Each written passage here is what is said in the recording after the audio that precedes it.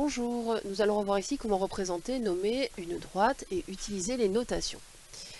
Comment traduit-on avec des notations mathématiques les phrases, donc par exemple la première, la droite passant par les points A et B. Lorsque l'on veut donner le nom d'une droite en utilisant les notations mathématiques, on va utiliser tout d'abord deux points par lesquels il passe, c'est-à-dire là ici A et B. Et pour indiquer que nous parlons bien de la droite passant par ces points-là, on va entourer ces deux lettres en capitale d'imprimerie par des parenthèses. Cette notation signifie que nous parlons de la droite passant par les points A et B.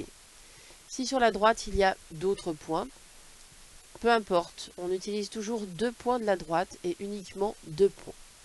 Deuxième phrase, la droite passant par les points B et C est perpendiculaire à la droite passant par les points E et F.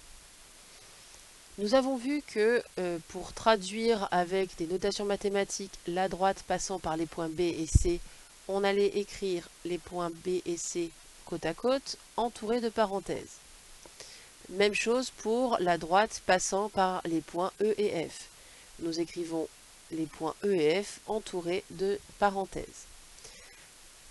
Nous allons utiliser maintenant le symbole qui indique perpendiculaire.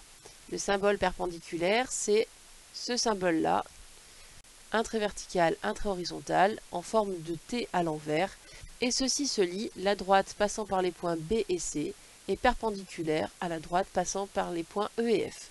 Vous notez bien qu'il n'y a pas de mot entre les noms des droites, le symbole, etc.